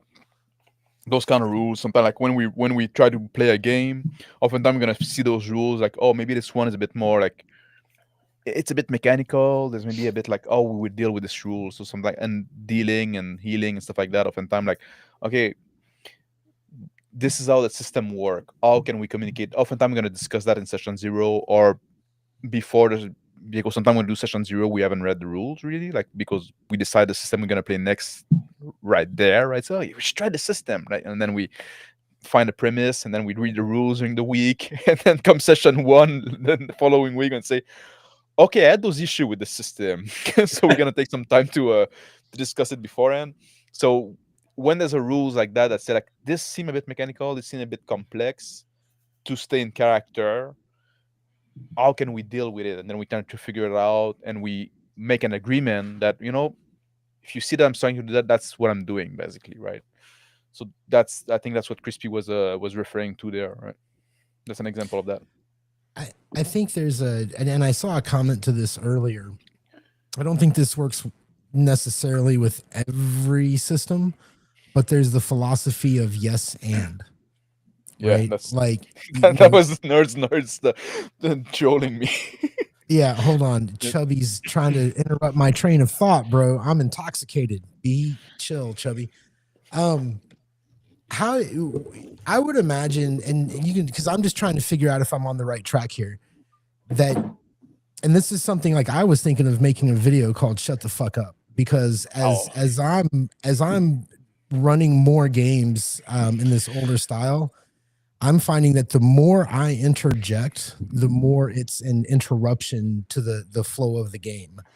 And it's a hard thing to do because you've spent your whole life playing a certain kind of game where everybody's relying on you, right? Like if you're not talking, shit ain't happening. And here I am now, I'm 51 years old. And it's funny. What's funny about it is when I saw your 4D video, the first thing I thought of was when I was real young and I'm on the school bus and we're playing D&D on our 45-minute ride through the country. We got a D20 and a D6. It's one of my first times to ever hear about this. And I'm like, well, what can I do? And he says, well, just say what you do. Well, I want to unlock the door. What do you do? And he led me. I go to the door and I put my lock picks in. You know what I mean? And it was like that was a very and that that was on a was school something like bus. that was something Brian mentioned earlier. Like, say, like all the people that are good for the different time, like children and new player and people that are GM themselves, and that's something like, and Crispy was mentioning like we all take turn GMing. Like, I'm lacking on that for because I had in this mind, oh, now I want to GM like my own system, but I still need to work on it and something like that. Anyway, so it's kind of delaying me. I'm bad with that, but but it's true, right? Like, all of us are GM at our time, and I think a lot of people or so have been trained wrong by GM that were control freak, that were like, like when you're GM, you also need, the players are not there to be audience member. You're not there to impress your friend of how creative and how like interesting you are and how good of a story you can make. That's not the goal. You're there to play a game with your friend too, right? So you need to be able to let them some creative control and contribute to this thing. Like, they're not there to be human die roller, right? So, um, sorry, I lost my train of thought. And what you were saying there also, like about the shut the fuck up. I made a video on my channel, like a short video, short-ish video for me. Like, you can imagine how long my video goes, right? By the way I talk, but like, of how to level up as a GM, I think is what I titled it. And one of the thing I said, the first advice I give is shut the fuck up. If you do 90% of the talking as a GM, you're doing it wrong. You should certainly not do more than 50% of the talking, and ideally, you should do just like, if you're 5 player at the table, like including the GM, you should do like 1/5 of the talking, right? It's like you should, you have your turn, stuff like that. So talk there, right? So when you say that, like, like learning to shut the fuck up, like, because if you always like, if everything has to be happen because you said it, well, you're training your player to be passive. You're training Yeah. your player to be Yes. audience member. Oh my God. Yes. And it goes even further because sorry, man, I didn't mean to interrupt you. No, But no, you're good. Go ahead. in the OSE game I'm running, kind of getting back to basics and doing dungeon crawls, and I've never really been comfortable like with the concept of a dungeon crawl. But as I get more into this style of play where I'm the 5 senses of these players, and then I try to back up off the microphone. Mhm. I've just noticed how the game opens up. The less I do, and especially, and I think it's even true of games that would be crunchy, that we consider crunchy. Set up, even if you're not 4D playing, set up your scene, tell the players what they see, smell, feel, taste, etc. Back off. Yeah. We haven't go further on that. Sorry, Matt. No, go If I ahead. may Go ahead. interject on that. We haven't go further on that, Gary, because like like we're frowned upon being like, we try to not use you as a subject of a sentence when you're the GM. You don't say you see that, you smell that. Just describe what is there. Like, there is a door. You don't need to say you see the door. You see a door. You don't need to see you smell sulfur, right?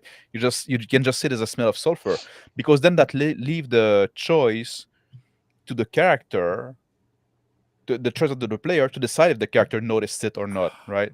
It's like we're going that far in the player agency, right? It's such a And subtle shift. The way you yes, say it, though, it's such a subtle shift that seems to change everything. yes, because That is sometimes like, awesome. the GM can say that there's a sulfuric smell in the air, but I'm gonna interact with that, but not this turn. There's something else I want to do now, right? So if nobody else pick up on that, then when come back my next turn, maybe I say like, guys, do you smell that? And now we can interact with that element, right? But like, it's just like, it's leaving me the choice to, or you see a door, well, maybe I was looking the other direction, maybe I didn't notice it yet, right? And it's like, it's leaving the player agency. So as a GM, I can just describe what is, and let the player decide if they see it or not, or if they smell it or not, if they hear it or not. Yeah, no. Sorry, no, it's just taking it in. It's a lot like for a little. Yeah, well, Gary, when we were talking about the West Marches game, by the way, I'm doing a lot of analogies because a lot of us are OSR, and what Mm-hmm. Max is talking about is kind of not. But remember when we were talking about the West Marches and you kept using the phrase, you got to change your perspective. That was the most profound thing I think I've ever heard you say, because that got right to the heart of how to understand a West Marches game, and by extension, how the Bro SR approach things. And this is a very similar thing. You got to change your perspective. You got to, like, instead of the campaign world, right? We're looking at, and not to get too metaphysical here, we're talking about the point of consciousness of each character and what their senses can experience, and you as the game master presenting that as neutrally and unbiasedly as possible. Mm. And I think that's great. Don't use the second person.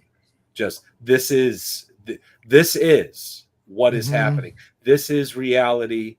What are you doing with it? And that's that is the unasked question, right? Once the game master's done saying what is saying, right? And the players are supposed to pick that up in their little bubble of consciousness and what they're focusing it on, phenomenologically. You know what I mean? Right. So going back to shut the fuck up, when I was running my Lamentations game, that took me a second, but I was already kind of steeped into the OSR, as you guys knew at that time, to where I would just be like, okay, guys, this is what are you doing? And I became comfortable with silence real quick, because the players, a lot of them, I think, were used to being kind of led, but I'd just be like, okay, there's this weird thing happen because it's a Lamentations game, so obviously it's going to be weird. There's this weird thing happening, and then I just go, what do you do? And then seconds of silence on my channel would be happening while everyone was sitting there thinking about what to do. But in my real life profession, silence can actually pull from people a response to a question. It's how we do depositions. It's how we do testimony a lot. It's a little trick we use. And it works in gaming too. Be comfortable with silence and just let your players and eventually they'll get comfortable and they'll respond quicker. Right. You know what I mean? So, but anyway, something I want to ask Max about real quick. So when you say don't use and Table Crispy's up here as well, kind of saying the same thing, minimize use, see, hear, see, feel, taste. So when you're describing what is, right, would it be something along the lines of I'm thinking of like a paragraph from a novel almost, there's sulfur in the air. How do you convey a scene? Is it? I'm a big fan of like keeping the description short, to be honest, because especially with the 4D thing, since the player can fill in the blank, and I'm okay with that, right? Like I'm I'm a no prep GM kind of guy, right? I come up with like very little thing. I make stuff on the, like, for me, like that's also like part of the game, right? I'm coming, like I say, I'm not coming here to tell a story to my player. I'm coming here to play a game with them, and coming up with stuff on the fly, for me, that's a big part of the game, right? So I enjoy the game more when I don't prep. So I just come up with stuff on the fly, and because I don't have like those things pre-planned, it's also allowed me to be flexible. So I can just like set the tone that I'm trying to describe, what I'm saying in my mind, and I can be pretty vague about it. And then the player can, if the player interjects something, and that's the comment with yes and, right? Like I'm gonna run with it, right? Because like, yeah, that's fine. That fit generally where I was going towards, or maybe like not quite, but I didn't express me well enough. And for me, preserving the flow of the game is worth more than having my exact vision enacted, because I'm not a fucking dictator. I'm not there just like to transmit. We're creating something together, right? Like the players are co-creator of the experience we're having now, in a sense, right? I gave them that license in session 0 when we decided to do a 4D game. So the description, yes, I'm gonna say like I like to start also like I think something that people need to think about, like starting with the light, because we're human being, we're visual creature, and we always say we want to picture a scene. So like the sight is the main sense, and sight come from light. So you start with the how the scene is lit, right? I think that's important. So you can say if the sun is going down on the horizon, the tree of the forest are growing densely, the soil is soft under the shoes, just some line like that, and then they can run with that. It's enough. And when you say players, when you talk about the player contribution, and you've already explained that you don't allow them to just find something or create an aspect of the world that would give them a mechanical advantage necessarily. But how much agency do you give them when it comes to like world creation? Like, is the world still yours to create and to guide them through, or not guide because we're not guiding, right? Or to explain to them, have them. Where's the balance We're for the DM? we're Like, like generally like we agree on the session zero of the main line of the world. Like, is it gonna be like low magic? Is it gonna be like high magic? Is it gonna be like what kind of setting, what kind of time frame, what kind of technology level? Like those broad line. But all of us have been pretty open, right? Like about like like this oh yeah, remember like there was this festival like the last month, and with this tradition, like yeah, you just created something there, right? That wasn't in the world, but now it's a thing. Right? Like we talk about like those we start off in time with a low resolution world, and with player interaction and interjection, including the GM. When I say player, often don't like include the GM in that. The resolution of the world increase. Same thing with the character start low resolution, and as they evolve in the world, the resolution increase. It's the same thing when you watch a movie or when you read a book, right? When you start a book, there's not like usually there's not like pages and page of lore-dump to explain you stuff. You figure it out as you read, right? Through the interaction. And gaming can be the same thing. There's no reason that we cannot do it that way, right? So the world we are figuring out as we play through it, like through interaction through it. That's what defines the world. A lot of detail remain undefined, right? Sometimes like like those our buddy Phil, we're playing this game and he's playing like we're this foreigner from different culture. Well, I guess we're the foreigner because we're going to his place. He's the local one. But now like he kept like interjecting those like idioms and those tradition and those like cultural behavior of his people, and that's cool, right? He's not GM, he's another player, but he's defining this culture that his character is part of. And now like, oh, that's fine, we're just rolling with it. I keep when you're talking, I can't help but to apply this to the game I'm running now, and I have to keep reminding myself that you're talking about shorter campaigns, and I really do like I would. I'm trying. I guess what I'm trying to wrap my head around is that I feel like I do prep because I'm playing a long game. I don't really know what players are doing or where they're going, and I do get. Let me say this. Sometimes I'm inspired to DM because I'm inspired about a certain part of this fantasy world or setting or whatever it is, right? Like I want to, just like anybody else, I want to run cyberpunk, right? Or you find a twist on something. And maybe it's ego or selfishness or whatever, but I do have a hard time. I think I would have a really hard time just letting things be interjected into that world, Yeah. because it's like I have a long term, you know what I mean? I know what's out here already. Yeah. I I know think what's here. it is challenging to let go of the control, right? To let go like of the reign and say, you know what, I'm gonna let the player be co-creator of the world, and like I'm gonna roll with what they bring for. And like the prep sometimes, like one of the game that I run, right, it's like on my channel is the Witch of Duncanville. And I had this premise I wanted to explore, this concept, right? Oh, you're in this time, it's kind of a renaissance. There's still a lot of superstition, this inquisition going on, but now like they're forcing secular people to go along to kind of control.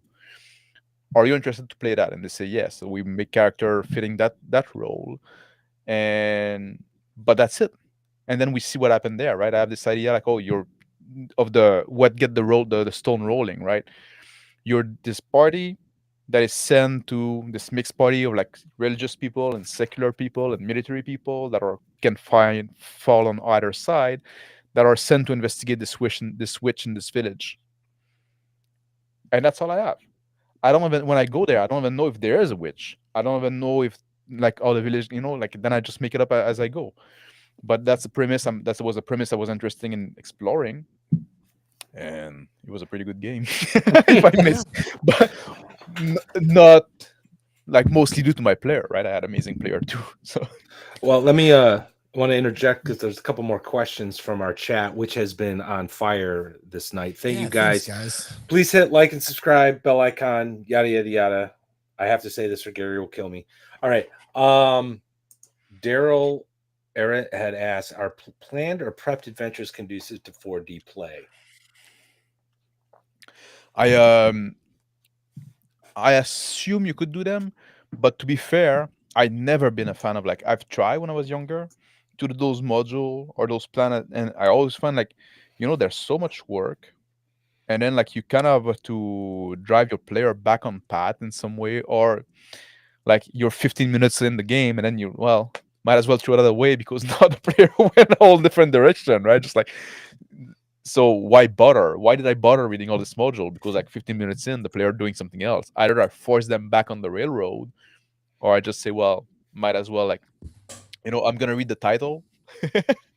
I'm gonna read the back of the book to get the inspiration, and that's pretty much as I can get from that module. Yeah.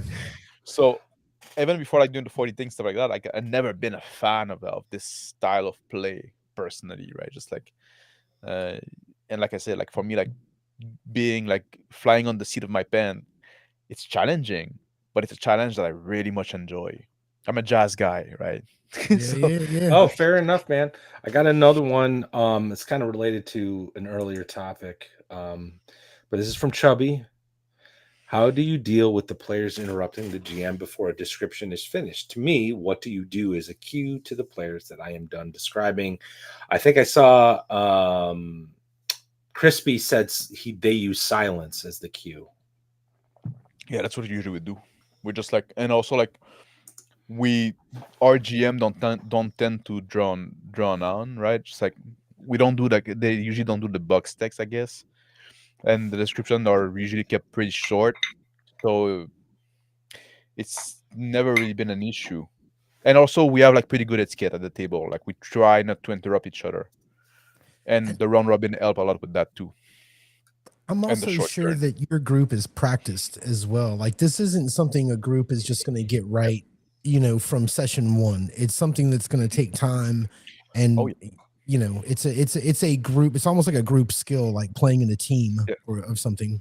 So yes, and like I said, like every time when you have new player, we also have to kind of adjust to those new player, like and stuff like that. Like it's like when you play with a band, exactly, right? Just like you have to learn, especially if you like if you play jazz music with a band, right? And you do improvisational jazz and stuff like that, you get to learn like the people like cues and stuff like that. The people like MO, I guess would be. Yeah. But yeah, there's a skill to it. I mean, that's the point. That's that right there. The skill that's involved. It's not something that you can just go and. I mean, it's surfing, right? You're not going to go out on the waves and be a pro surfer when you first begin. And there are more than a few behaviors just to unpack here. We talked about listening. Someone gave me a really sweet compliment. Thank you very much. But that it is on point. The more we listen when we're running these games, if you look at a ratio, and typically it's somewhere around 70-30, I think is the traditional ratio. 70-30, if you're spending 70% of your game as a game master listening, taking that 30% of the time whenever you're engaging, and then I get there's totally the facilitation of yes and that's great. These systems also, these games thrive off of friction. And we want to create these moments of conflict and friction. So this is kind of the flip side. This is the South Park guys talking a little bit about how they craft stories. And you look at instead of yes and therefore but. That's the GM's role if you want to really get that 4-dimensional momentum, because now you're putting some conflict. And Gary, I totally get what you're saying when you're looking at inspiration versus interjection. Players prompting like we know those moments. We feel the inspiration from their interjection, and we draw off of that. That's where our 30% kind of goes into overdrive. We overclock our CPUs in at that point. But that whole therefore but off of what your players are giving you, now you're giving them friction for them to continue the prompt. And if you really kind of hone in again behaviors, these are the sort of things, even if you don't get a fully 4D game, you can start to integrate these as techniques and have a Swiss Army knife at your table a little bit when you see a 4D player starting to emerge. So That's 100% correct, Brian. Because like I've noticed that in my own games, and again I go back to my buddy Cody. He was in one of two players that lasted in my 3-year Lamentations of Elemental Evil game. He got into D&D on with 5th edition, and he got into 5th edition because of World of Warcraft Online. So he was a 2D gamer. Like he liked the tactical. That's what he was into. I announced I was going to do this YouTube thing, and I was going to play Lamentations of the Flame Princess using Temple of Elemental Evil, and as a loyal friend, he volunteered to help me out. So I had one guy I knew, everybody else was strangers, right? And I knew it was a real challenge for him initially to like adopt a more theater of the mind OSR mentality, which I think is 2D to 3D, if we're going to use that like kind of continuum, right? And by the end of that 3-year campaign, that dude is 100% 3D, borderline 4D. Like, and to the point where, like, with this in person, because he lives 45 minutes away from me, my in-person game, like, he's the only one who's just like downtime. He got excited. Oh, I'm going to do this and this and that and this, that, and that. Like, he's really making the world his own. So you're 100% correct, Brian, man. Like, we as game masters have to identify these aspects of our players and maybe even cultivate it. Because I'm of the opinion, like I said earlier, 4D may be the ultimate thing that you achieve. Maybe it's not. I don't know. But you're definitely going to have players who want to do that, and I think let them. If you and I'm fine, and Max, I'm the kind of game master. I don't care if I have Cheetos and beer guy next to tactician, next to 3D guy, next to Mr. Acting. I'll play with all of them. You just at described once. what Rob did for us at North Texas. That was exactly what that session was. There was a lot of different disparate styles, and it was absolutely one of those things. They can coexist, by the way. And I agree. And I saw something in chat and it talked like quantum ogre, and there's like the whole quantum narrative simulation. Is 4D doesn't have to be the end all be all. What Max has done such a great job here is just giving us another dimension of how to play the game. How to enjoy the game. It's not saying that it's the ultimate consummation final form of it, but these are things that can make your games more enjoyable when you start to see it emerge at the table. So, and to be fair, like the term 40, like we often are accused of being elitist, which to some extent is fair. I could see it from that. I could see it. Like, I'm not gonna shy away from that. And like the 40, like it does imply some kind of gradation, which in insight might be regrettable. Maybe we should have like come up with different kind of like nomenclature. But you have to also understand that's from our perspective. That's the style that we like, so we're gonna put it on top. But that's just our opinion. Doesn't mean we're right, right? It's like I said, like if you look for something else in the game, you're gonna look at different, like I have a lot of respect for the Bro SR people. Like what they're doing, I like it. I like the fact that they put thought in the game and they try to improve what they try to improve their experience interacting with the game. What they're doing is not for me, but I like when people like try to get most if you're gonna spend time doing this hobby, try to do it right. Yeah. Right. And it's not just that. It's little breadcrumbs they drop along the way. Yeah. And I think you're doing the same thing. You don't have to be an acolyte to improve your game using some of these techniques.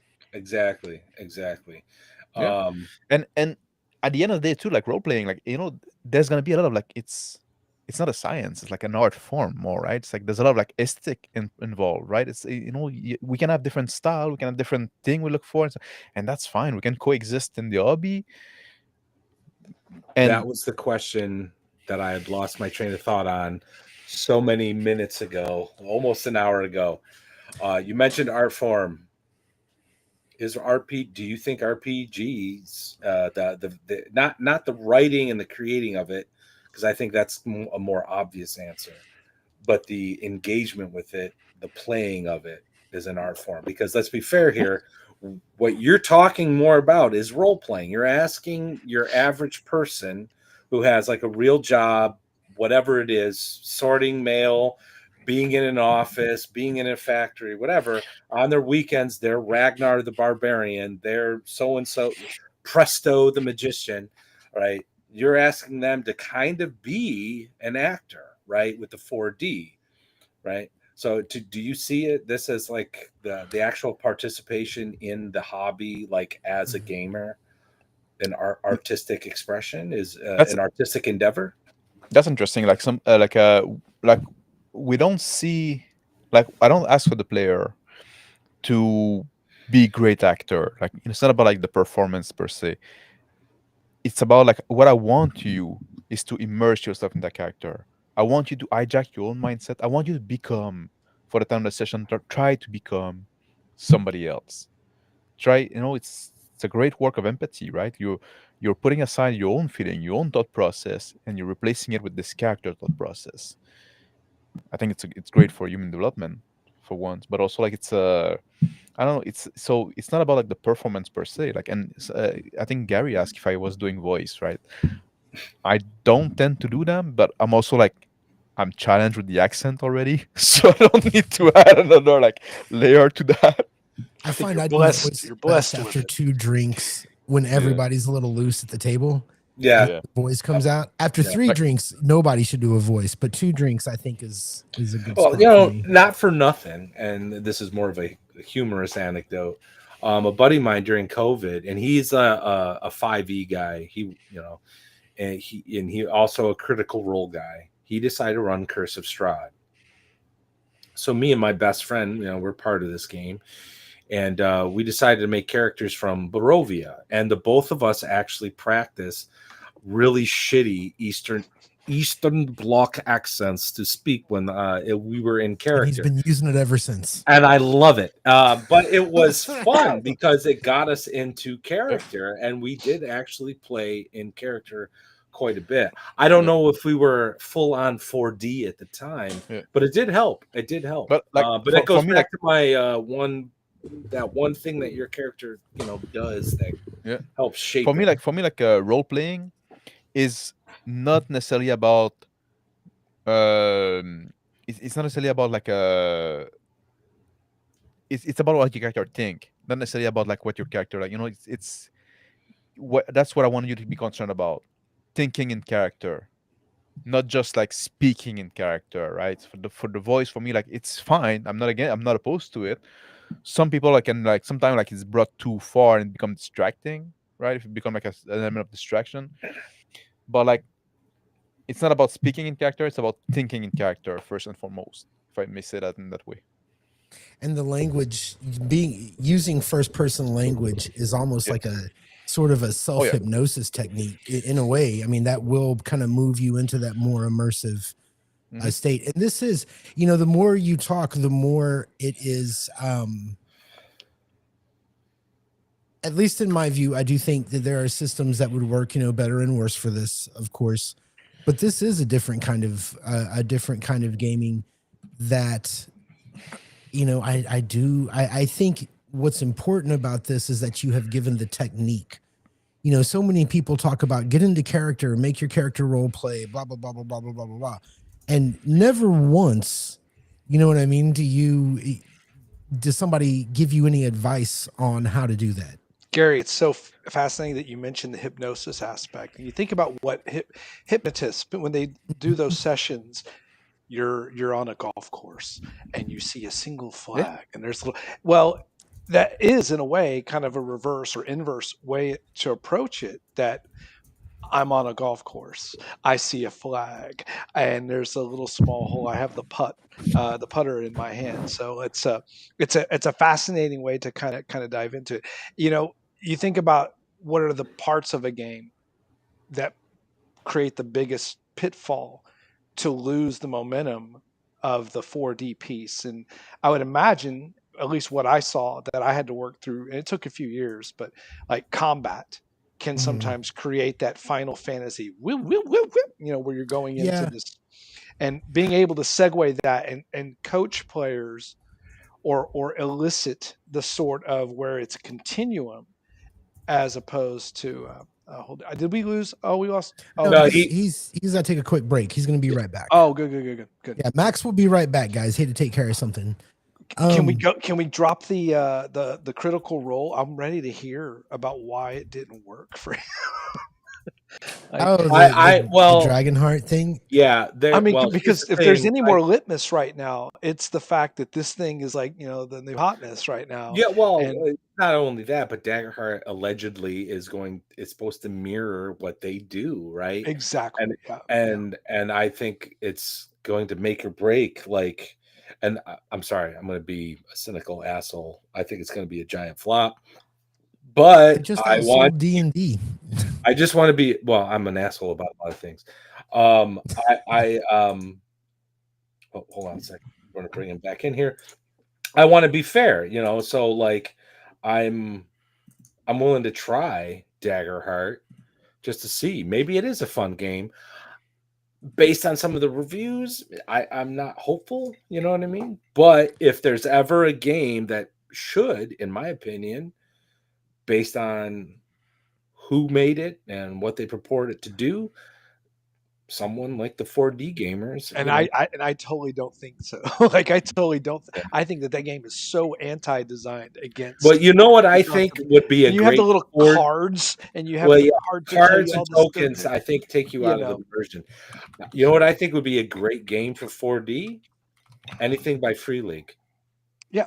Dice pool system. I absolutely concur. I think Free League has all of the necessary elements in the variants of the different designs and the IPs. The way that they've been able to personify the IPs and giving them those little anchors, really, if you want to call it that. The stress, that's an anchoring mechanic, that works within that. So I think that you're absolutely. I think the problem with Daggerheart is and we're gonna find this is that it's true, Chubby. Yeah, no, I think stop bothering me about it. I think the problem he forced me to buy it. I'm just kidding. No, that is not what happened. But I think one of the problems we're gonna see with Daggerheart is almost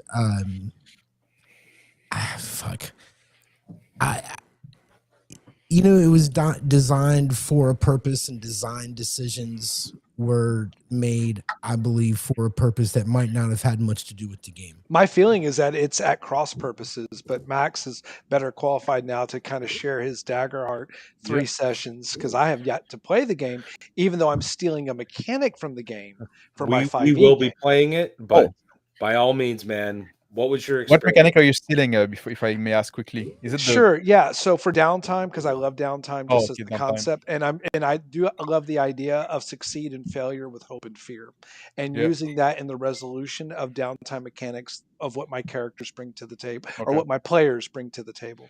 Because there's one mechanic, like the way they do like damage and armor and stuff like that. That's one aspect of the game that I actually like. So it's not. I'm not saying it's all bad, right? It's just like the overall, I don't think it's great. But the reason why, just a quick experience, the reason why I like the idea of the succeed, fail with fear and hope in downtime, because it compartmentalizes it somewhat, as opposed to the bleed in session, where it can become, to your point, that turnflation. I imagine maybe that's what maybe you encounter. Like, what can you give us some kind of takeaways and observations that you got out of it? Your time there. There's a lot of like a mental load in the game, and also like I want to say to a lot of Matthias, like I love the Free League Forbidden Land system, and that's one I definitely want to try with the 4D group at some point.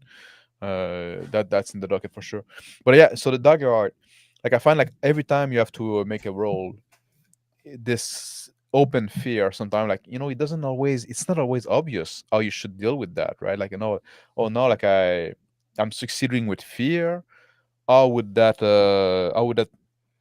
apply in that case, right? It's not always obvious, and it takes you away from just like thinking in character, because not like, okay, what I find, what I think the game has been designed for is for story gamer, and we often accuse of being story gamer, and we're actually not, because we don't come to the game with a story to tell. The story is what happened during the session, right? Is what happened at the table in past tense. You get the story after you play, like the story happened through play. And we, because like we demand, like we prefer that you should think what my character would do in this moment to depict like a believable character and like a fleshed out person. You shouldn't think what would make the cooler story at the moment. It's a bit of a different, like a kind of mindset, but I think and coming from the people from Critical Role, it makes sense. I think they're really much geared toward the story gaming, and even when they explain like the flow of the game, when you read the books, right, they're gonna say, like, I almost like lost my mind reading that. Because they say like, oh, the GM describes the scene, then the player and the GM ask and answer a question, and then some action is done, like, and that's how the games go. So like, so you're basically like you're teaching your player to do exactly this thing that we hate, of like having those out of character question, like back and Right. forth, like you know Seems very reactive. It seems like they're having to react as opposed to being proactive. yes.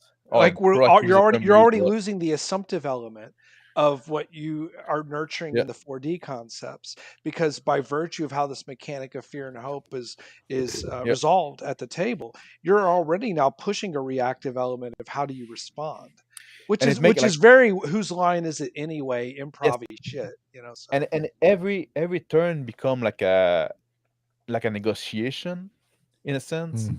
or every turn become like I have to, you know, now I have to think out of character, like to like you always like bring me back to thinking of like in story terms, right? And sometimes like it's not too distracting, but in for every role, oh, you intimidated this character and you succeed with fear. Okay, what does that mean, right? What yeah. does, it's like, well, he's intimidated because like the succeeding with fear should not take away from the success, but there should also be some kind of drawback, you Right. know do we so yes, there's this mental load that is always present on every role, and that's not helped with like I said earlier, like those skill that you can trigger that have like those, oh, when this happen you can do this if you spend 3 O point, and then like those O point you can spend from different thing, and now you have to consider like, well, okay, do I really want to spend 3 O point on that? Is that worth it? Or am I better Mhm. to spend 1 O point for this other thing 3 times, right? Just like, so you all have to do this kind of calculation. So it's very, like I mentioned Gloomhaven earlier. I don't know if you're familiar with this board Yeah. game, Yeah. I'm familiar with it. Yeah. but Dagger Art felt closer to Gloomhaven than for me an actual role playing game. Wow. Because my first impression was that a lot of the game mechanics were really geared towards theater kids. And I mean that not in a sarcastic way, but like I back in my college days, I was a bit of a hippie and I hung out with a bunch of like theater kids and I did like theater, and they would do things where you'd have prompts, and you have these improvisational theater. And that's why I actually found Critical Role somewhat interesting when they first came out. I was like, "Oh wow, they're using D&D to prompt acting." And so I Mhm. I never from the get-go thought Critical Role was playing D&D. No, they're doing Nope. something very different from what actually happens. But when um Matt Mercer and all them announced that they're putting out this game, I'm like, oh, this is just going to be a way of prompting theater acting stuff. And so what you just told me tells me that they were trying not to, and maybe they failed. That's interesting. So I'm curious. You know what? I'm going to play this game. I am going to play this game. I'm curious. Go ahead. I'm being aggravated. Zonalar talking about fear and hope. It reminds me of the Fantasy Flight Star Wars games with their ridiculous dice. You just opened the door. Each roll has to be interrupted and interpreted. You may lose the roll, but have 2 triumphs. Well, first off, triumphs count as successes, so you'd have to have rolled pretty bad. I actually agree with this to an extent. I enjoy the Star Wars game, and I don't mind funny dice. More dice is more fun. So I fundamentally disagree with part of your complaint on that. But the core fundamental of what you're saying, I think, is right. I do think that there are games, I think especially those games that would maybe put a condition or like, Matt, you keep talking about Free League, but Free League imposes a sort of psychological condition on you after things happen, which would kind of, veer you one way or the other. So I understand it's workable. I'm not saying it's the worst thing in the world. Oh yeah, but it's kind of in that kind of same frame. And as much as I enjoy the Star Wars RPG, it does suffer from that same problem where you can have 4 advantages and you don't succeed, and your player has to spend time figuring out mechanically how they work, and then what does that look like, in game? So I actually agree with that. But I love that fucking game because I like the game aspect of the game. If that makes sense. Every time Gary's run that game for me, I felt like I was in a Star Wars episode. Yes, Gary knows how to use that fucking system. No, and I'm not trying to. I like to bust Gary's balls, but I'm gonna tell you right now, this guy knows that system. Yeah. And if he ever runs that game and opens it up to everybody, you should fucking join it because it'll be fun. So anyway, sorry. Go ahead, Gary. No, I'm good. I generally agree. I just don't like the Star Wars hate. That's all. Like for me, like the dice roll should get out of the way as much. Like, and I think they're important for the game, but they should get out of the way that you can just roll it. You don't have to talk about it, right? You just like go straight in the fiction, the description of what happened based on the dice roll, right?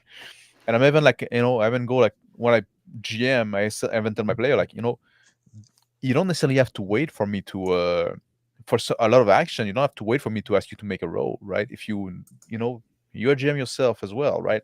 You know when a roll would be appropriate. You want to persuade this guy, just make your roll, and then like describe your action based on the result of the roll, right? Just like so we don't have to I make this rousing speech and stuff like that, and then you roll and that one and say, oh, actually what sounded like I hated that. I hate this actually thing, right? Just you're gonna make this rousing. You want to make this rousing speech, make your roll, and then like say like, oh, I go to the mic and I stumble by my wall and get all nervous and I'm sweaty, right? So we don't have to do those like double narration, right? Because you make the role and you just describe that. Yeah. So I like the role to get out of the way. And even like now, like to be honest, even like if you look on the old Vampire the Masquerade or Storyteller system, right? Even those dice roll for me are a bit too much because now like you're gonna have like in the old system, I don't know how familiar with it, but like the target number you need to hit for a success can be changed by the GM, but also the number of success you need to succeed can be changed by the GM. So like there's like those two factors that GM can play with, like what consider a success and how many success you need, and then also like now you're gonna roll, you're gonna make your roll, and then you're gonna re-roll the 10s, and then you're gonna subtract the 1, and there's a lot of step involved, right? Mm-hmm. And I used to like it when I was a lad and stuff like that. But like nowadays, like when I replayed it lately, and I said like, man, this is kind of like clunky dice mechanic. Yeah, well, I think and that's why I asked you earlier, does game mechanics matter? Because and also the free league question, because free leagues, free leagues, free leagues system is really simple, but it's a dice pool, and I tend to associate dice pool mechanics with a more, dare I say, story gamey kind of mentality, that the 4D seems to sort of gravitate towards. Because when you roll this dice, you're looking for one number. Did you roll a 6?